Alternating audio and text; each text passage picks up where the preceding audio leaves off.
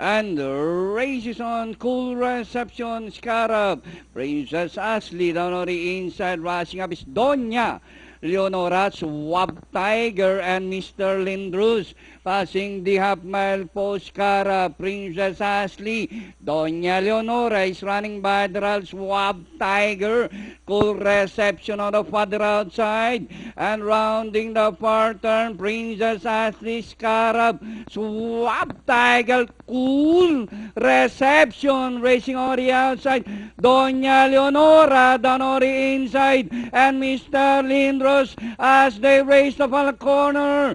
Princess Ashley followed by Doña Leonora by the rail, and on the outside is Swab Tiger, Scarab, cool reception. Princess Ashley by about 5 lengths, followed by Swab Tiger, Scarab in the middle, and nearing the finish line, Princess Ashley, Scarab, Swab Tiger, close, cool reception, and Mr. Lindros for fourth, and Doña Leonora comes last.